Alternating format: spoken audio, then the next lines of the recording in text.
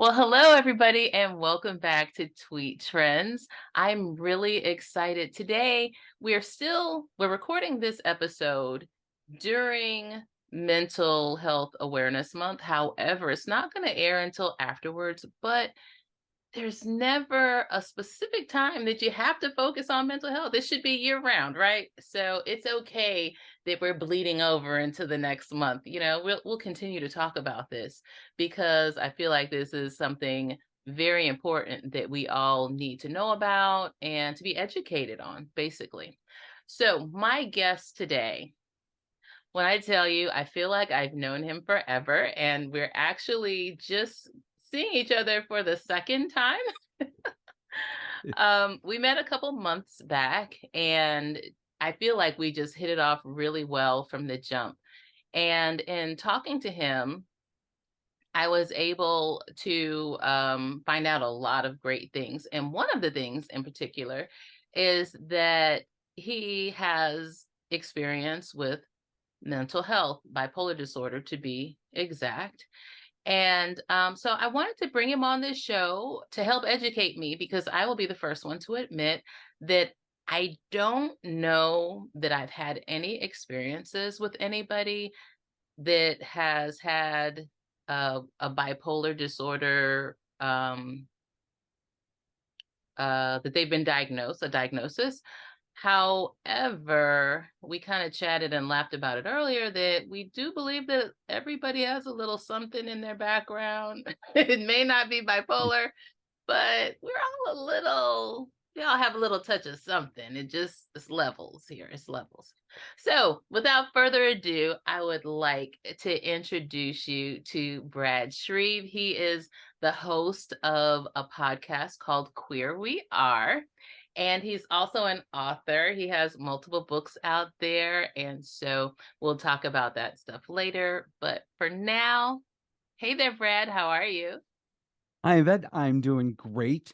And you were saying you never knew if you knew somebody that had bipolar. Yeah, I'm going to tell people they probably all think they do because anytime somebody is moody or has some form of mental illness or schizophrenia, whatever, they all say, "Oh, he's bipolar," but no, that's not true.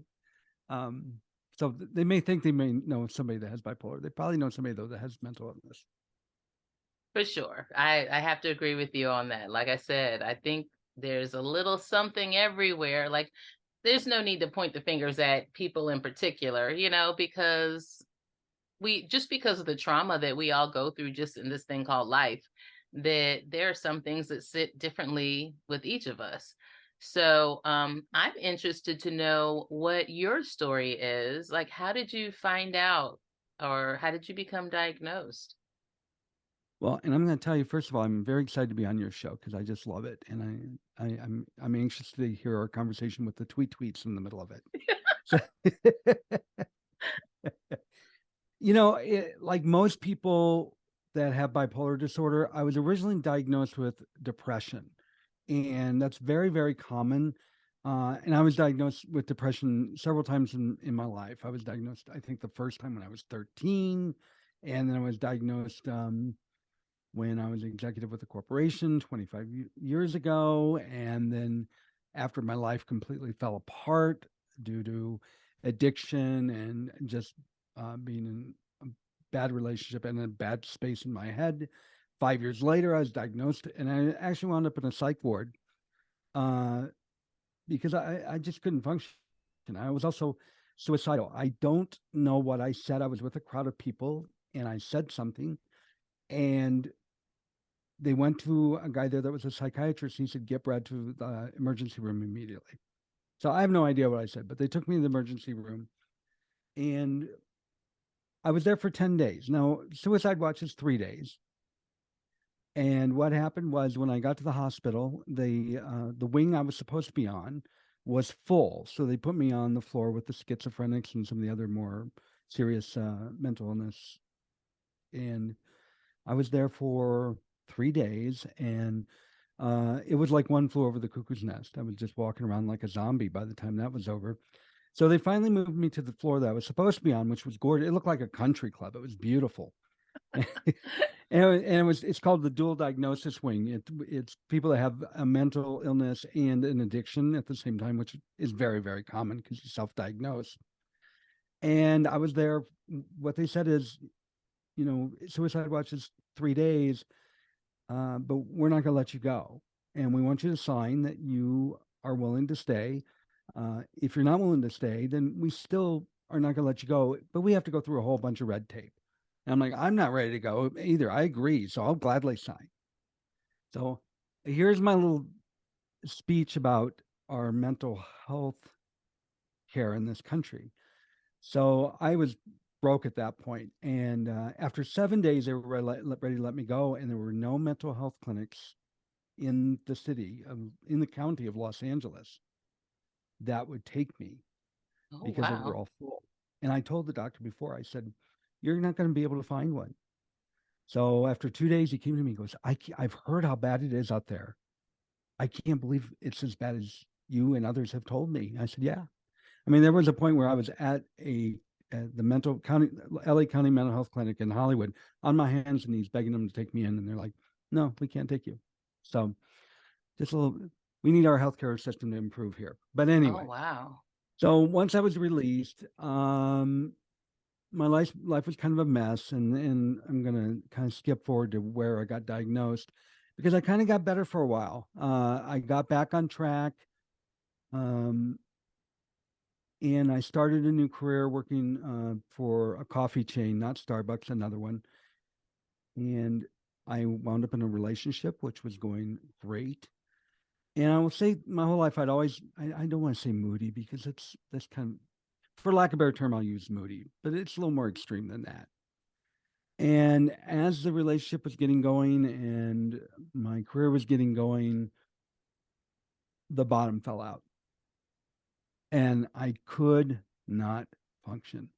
I didn't show up for work one day and never went back. I never called. My employees had no idea what was going on. My managers had no idea what was going on. Eventually, I think my now husband, handled it, and I just got worse and worse, where I couldn't function. And no, I'm going to share my experience because everybody's a little bit Hmm. different. Um, with I have bipolar 2, which what that means is my manic levels are not as high as bipolar 1. I tend to be more depressive, but I do have what's called hypomania, which means I do get the manic episodes, but they're not as extreme. But I had all the symptoms of mania. I had a past history of a lot of promiscuous sex nonstop, which is very common. Fortunately, I did not in my relationship, but it has broken up a lot of families. Also had a lot of experience with massive spending during mania. People will max out their credit card in a matter of hours. So these are ways that can really impact families. And the other thing is that because you can go days without sleep, you can get agitated and irritable and argumentative. So it's really tough on a family. And the worst part with the family, and this is worse for everybody, 60% of people that have bipolar disorder attempt suicide.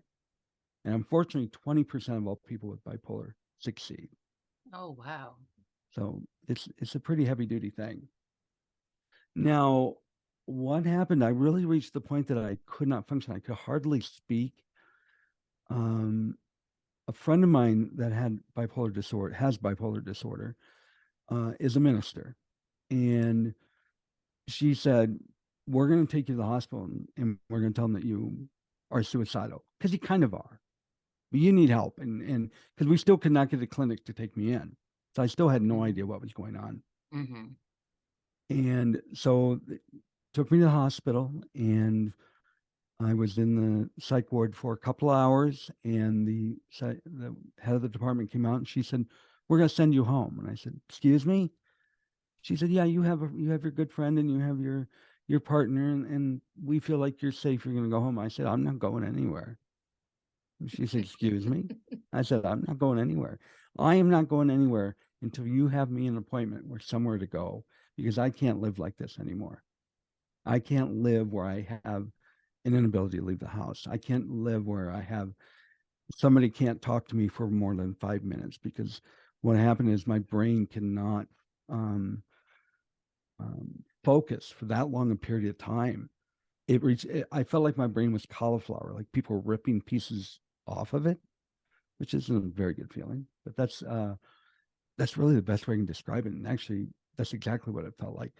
I said, I just can't continue like this. There's no way. So she left and was gone for quite a while. And she came back and she said, here's the phone number. Call them. They're prepared. They'll get you in. And boom, I finally got into, because I had no money still at the time, I got into the LA County Mental Health Department. Now, still, it takes a while to get diagnosed because there is no test to see if somebody's bipolar. It's, I think Alzheimer's, they now have a test, but they didn't used to. They just kind of dealt on based on the symptoms. And that's the way bipolar is. Wow. They can't draw your blood and say, oh, yeah, bipolar. What they do is they look at your symptoms, and based on their symptoms, they say you have bipolar disorder. And, I asked a psychiatrist at one point, and I said, are you sure I have bipolar disorder? He goes, I can't really say. There's no magic test, but you act like you have bipolar, so that's what we're treating you for. It doesn't really matter what you have, whether you technically have it or not. You do have it. So if that makes sense. Wow. So they're treating the symptoms, not the disease. That's really what it comes down to. Right. That's all they can do, is give you medications to treat the symptoms. So it took quite a while before I saw the psychiatrist at least once a week, maybe twice a week. And it took a while before I was finally diagnosed, when they said you have bipolar disorder. And I got to tell you, it was the best day of my life, because what I had been dealing with since I was a little kid had a name. And I Right. also knew at that point there was going to be a cure, or not a cure, but it could be treated. I had no idea what treatment meant, but I knew it had a name and I had treatment. And I realized I was going to say I'm not crazy, but yeah, I was crazy. I had bipolar disorder. And by the way, if you have bipolar disorder or another mental illness, you're allowed to talk with friends and say you're crazy, but other people can't call you Other crazy. okay, that makes complete sense. That makes so much sense. I got it. Don't use the C word. Yeah. Well, it's like my husband's black. Black folk can say I run on CPT, but white folk can't say that. Right. Oh, for sure. Yeah.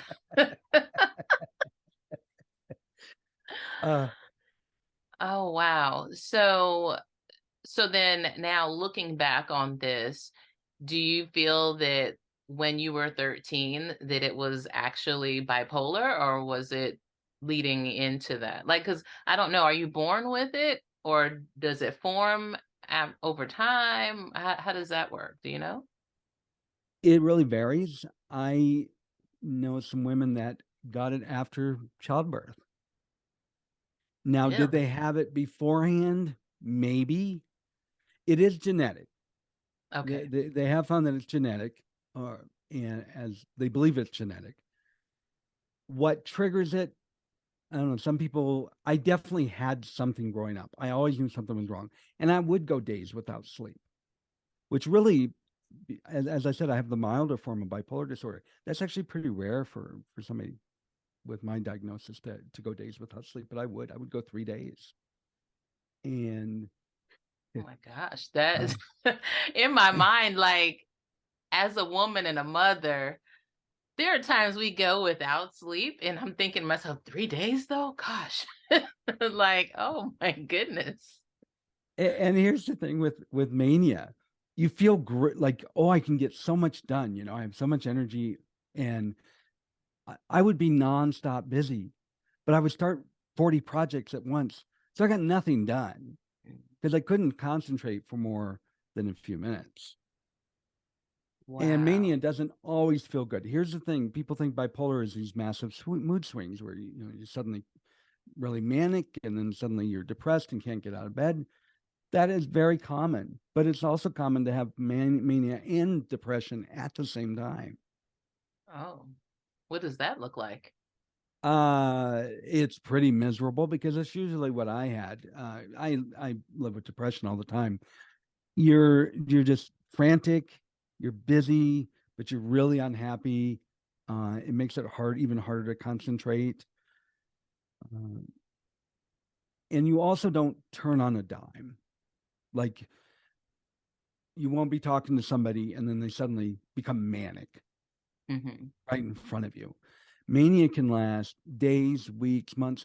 Some people may only have a want to go from depressive to a manic state twice a year. So again, it really varies with people. Now I have what's called That thing. Yeah. I can't think of what it's called, but mine changes very quickly. Like Mm. day to day, it can change. Oh, Rapid really? cycling is what it's called. My God, you think Rapid after all these cycling. years, I would know what it's called. I have what's called rapid cycling, where I do change quicker than most people. But again, I'm not going to be standing in front of you and suddenly change. Uh, Now, the thing about once you're diagnosed, I said I was excited that there's going to be treatment because they don't know what causes bipolar disorder. They have ideas. There's different brain matter that they found. There's chemical differences. They don't really know. But a medication that works for one person doesn't necessarily work for another person. Oh, wow. So it's a very long period. It can take weeks, months. I think it took 2 years before we found the right medications that worked for me. And what happens in that process is sometimes meds make things worse. Oh, So during this time period, I was hallucinating. And fortunately, I always knew I was hallucinating. So it was a big joke because there was a donkey that would be in the living room, and we would joke about it, my husband and I. But I also became agoraphobic. A couple of times I tried to go to the supermarket with him, and every light and every color and every voice and every sound was coming at me at the same time, to the point that I couldn't take it. I would run out almost screaming. I don't think I ever actually screamed. And it reached the point that I couldn't even talk. And I don't know if people are familiar with Second Life. It's a virtual world like Meta is trying to be. That actually has mhm. been around for a long time. And my husband would be in the living room, and he sometimes we'd be in this virtual world, and he was usually a dragon, and I would be on my computer in the other room, and I was usually this hot looking guy, but sometimes I would be hedgehog and who knew what else. And we would interact. I could interact with him through that, but I couldn't talk to him face to face. It's very strange. Oh, wow. And then as far as medication goes, is there's a common med that helps probably thousands of people that have bipolar disorder that actually made me violent, and I attacked him. Oh, So we called my wow. doctor and she said, get him off that immediately. So that was all 15 years ago. And I can tell you right now, I still have to adjust my meds from time to time, and I'll be on meds the rest of my life. Mm-hmm. Uh, some people will go without meds. I don't. This again, some people argue with me. I've yet to meet a person with bipolar disorder that says I'm going to do it without meds, and they tell us that they're happy. I've yet to see one that isn't miserable. That's just my experience. Hmm. Now, what's your thought on situations with like law enforcement where they're brought into certain domestic situations and then it's discovered clearly that there's some type of mental health issue happening, but it seems like I don't know if it's a financial thing where most police departments, the officers are not trained in handling those sort of situations. Like the young man that was recently killed on the train, where the Mm-hmm. people, reacted to the the place where he was in that moment. He was Yeah, having some type of uh I can't think of the word. he was having some kind of breakdown. An No, episode, yeah. yeah, Some yeah, and type of breakdown. I don't know what he had. It sounds like he had more like schizophrenia. Hmm. Um, Bipolar, as a rule, doesn't get that usually that severe. There are people that are bipolar that are violent, but it's usually typically because they either grew up in a violent household or are on substance abuse. Bipolar Oh, is a general okay. rule. But getting to what you said, the biggest mistake that was ever said was defund the police because people didn't understand what that means. Right. The police are not trained. They can't do what they're trained to do and be social workers at the same time. Hmm. It's just not possible. And so, yes, we need to defund the police because we need to put more people in the mental health field. So when those instances do occur, the police can contain the individual until the right people can come in.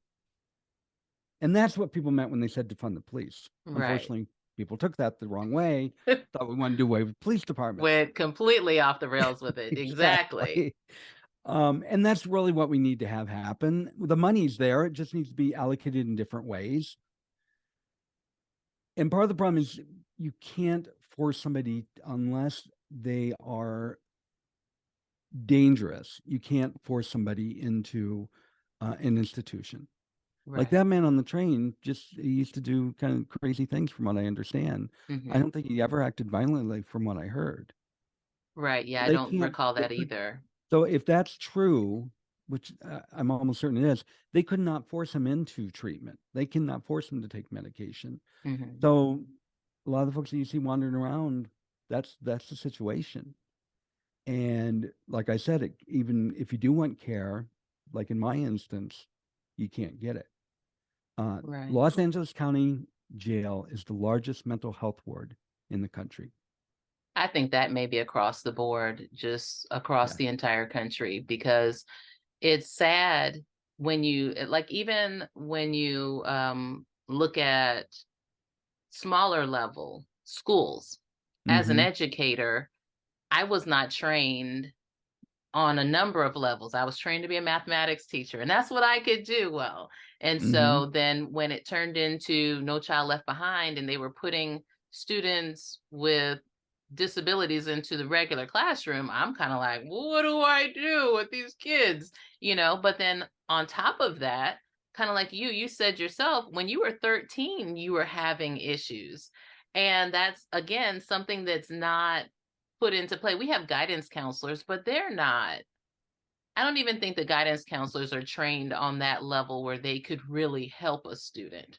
So then, that I went there to say this whole pipeline into the jails, where you've got the kids and we don't know what to do with them. And then they end up in jail.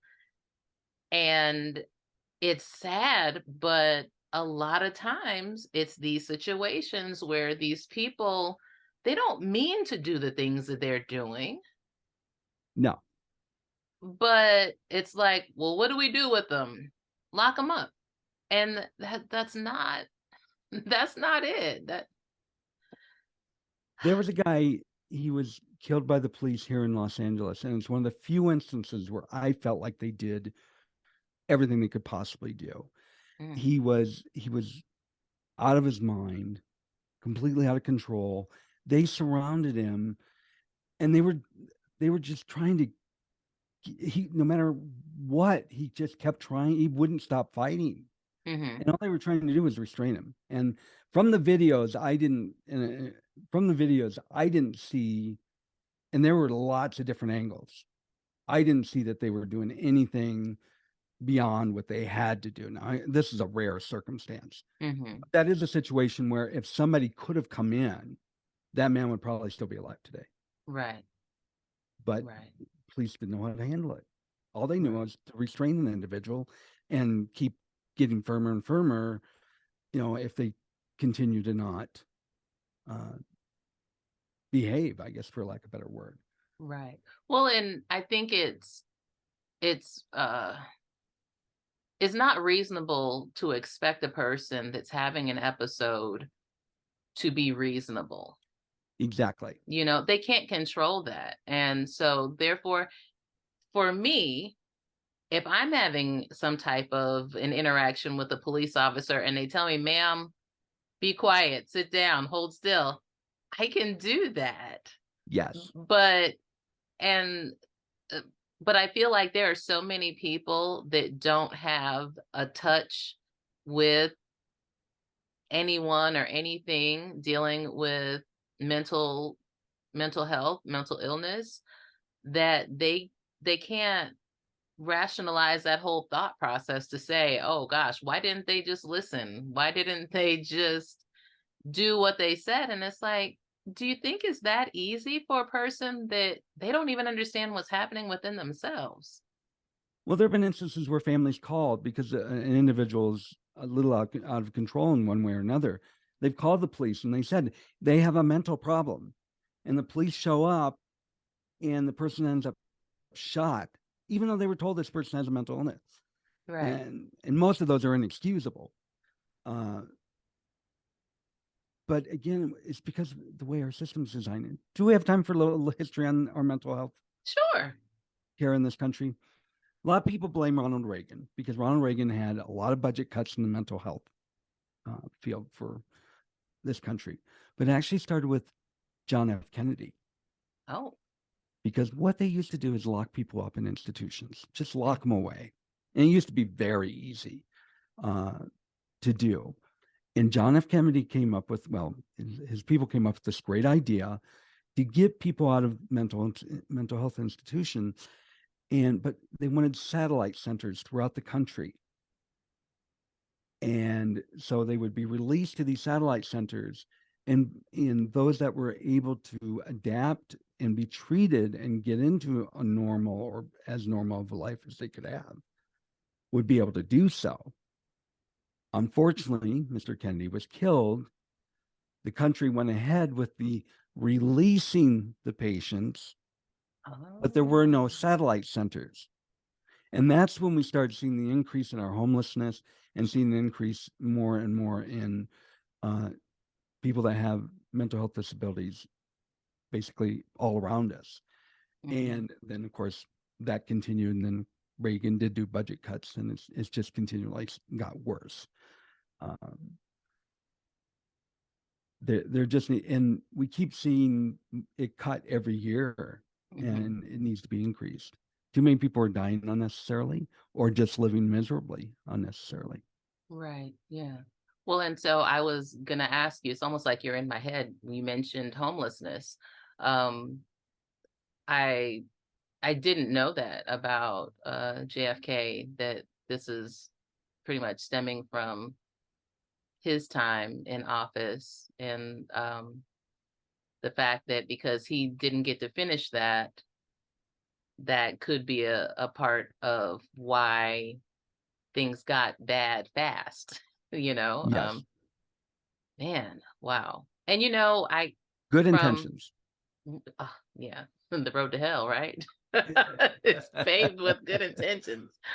And I recall my mom and my dad talking about how back in the day, like my mom is 86, she'll be 87 this year. And kind of how people, like, that's where you sent people, you sent them away.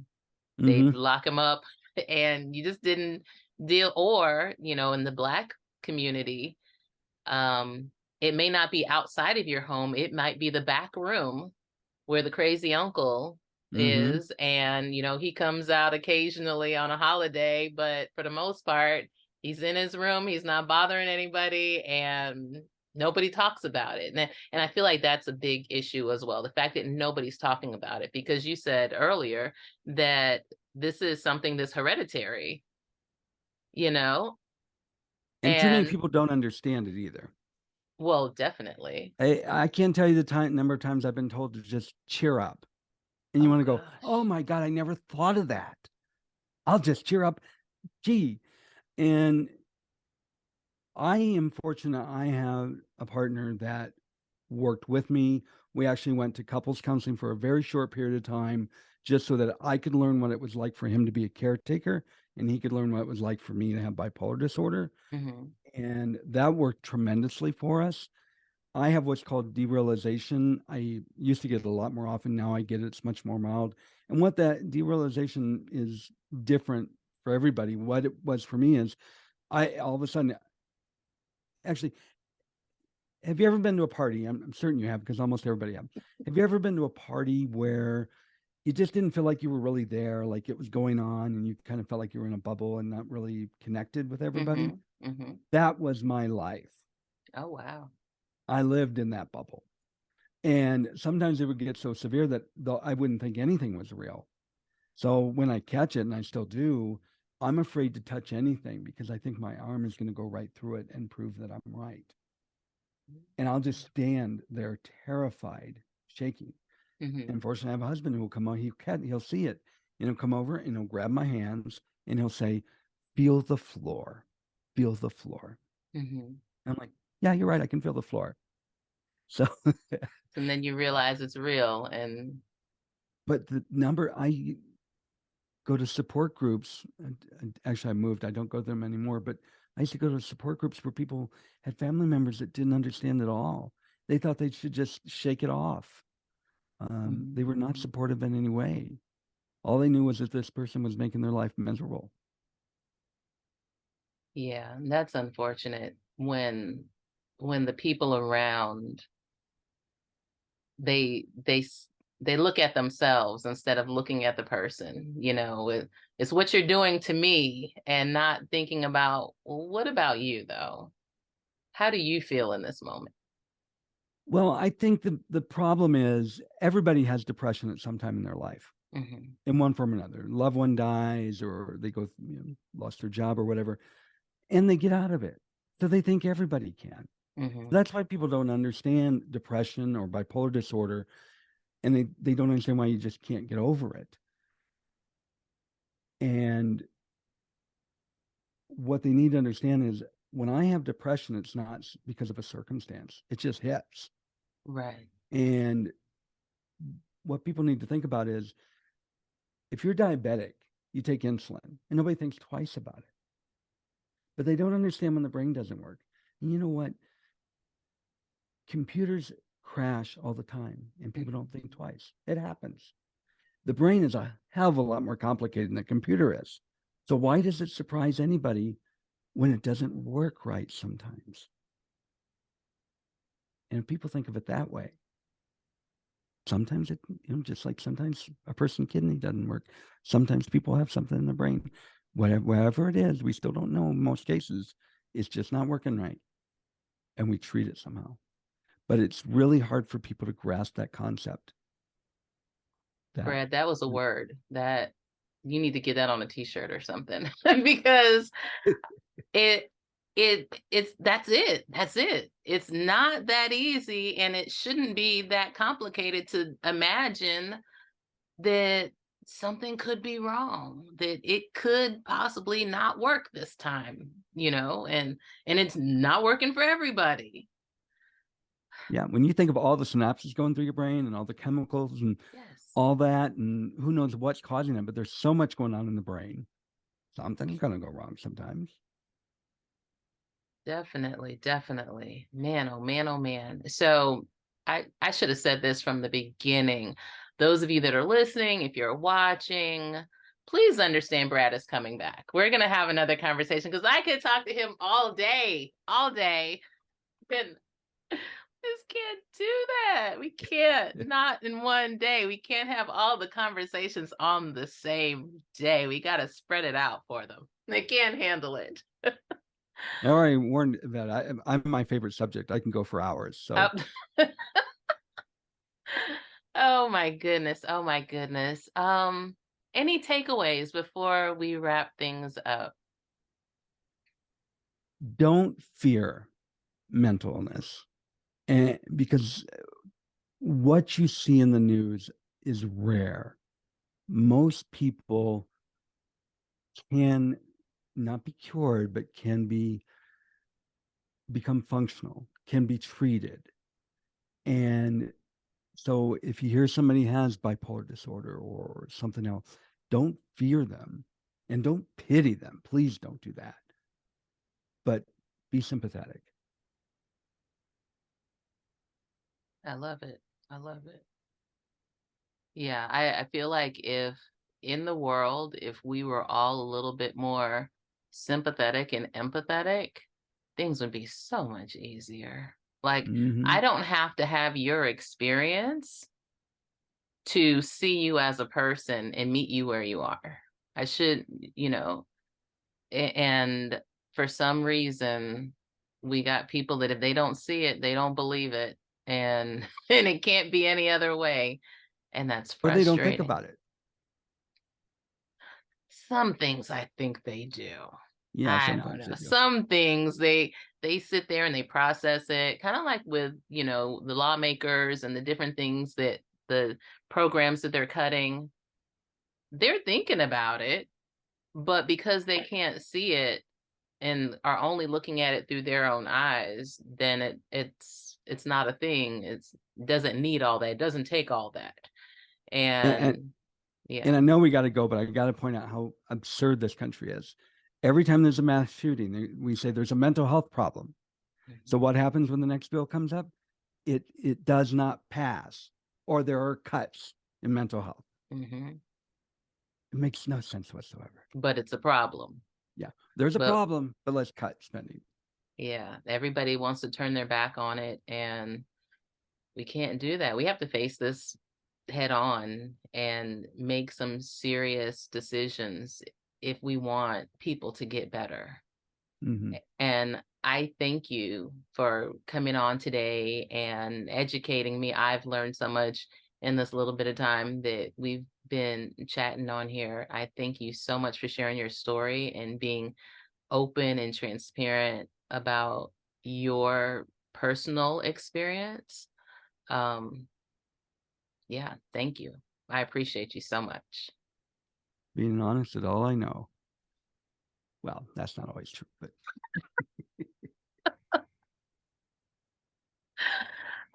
Brad, how can they find you? How can my listeners find you on social? I know you said that you're not a fan, but I know you're out there. I'm out there. And my website is queerweare.com. Or if you want to listen to the show, wherever you can listen to this one, you can find mine. If you want to reach me on social media, I'm mainly on Instagram. Okay. It's at the Brad Shreve because I'm so arrogant. I'm the Brad Shreve. No, actually, Brad Shreve was taken. At the Brad Shreve on Instagram. I'm also on Twitter, but I really don't like being there. I'm rarely do anything. Hmm. But I'm at the Brad Shreve there as well. Okay. So Instagram mainly, and you might get a look on Twitter as well, but let's shoot for Instagram. Yeah, Sounds Twitter. I'm good. mainly talking to my guests on the show. That's all I do. Instagram is where I don't just post about my show all the time. I try to be entertaining, not TikTok entertaining, but I try to Oh, be no entertaining. dances? Is that what we're saying? Not yet. Oh my goodness. Oh my goodness. And real quick before we go, Uh-huh. your books. You're on book 3 now? I'm working on book 3. Yes, Oh, book 3. I have 2 novels and a short story currently out. It's a mystery series. Do you know how far the mystery? It seems like the series is all about bodies. There's a body everywhere. It's like Yes. The first one is a body in a bathhouse. The second one is a body on the hill. The one I'm currently working on is a body, some bears, and a blade. And I sat down one day and made a list of a body. I could go on forever with a body. I don't know how long the series will run because I have another one in my brain that I want to do so badly. So it's difficult because I love the one I'm doing, but this other one I really want to get to. okay. Question. Hmm. Are they interconnected? So do you have to start at the bathhouse to get to the hill to then go to see the bears, or are they independent of each other? Absolutely not. I will never do a series where you have to read the books. It drives me crazy. Any series, it's always a lot more fun to start in the beginning because there are going to be growth and changes. Hmm. But I'm a firm believer if you write a series, somebody should be able to reach up and grab book number 6, and it will totally make sense to them. And that is my promise to my readers. I made that many times to them. Okay, because I'm intrigued by the bears, just because bears are included.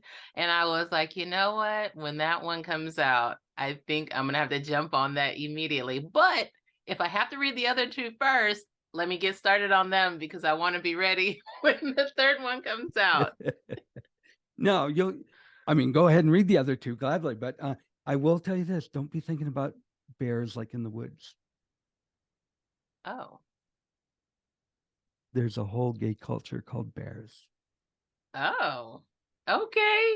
So yeah, you definitely have to come back on again because that one went over my head.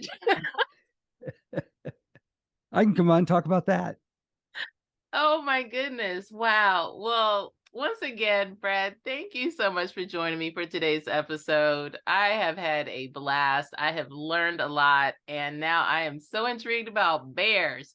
So, yeah, we got to go ahead and set this up for the next conversation.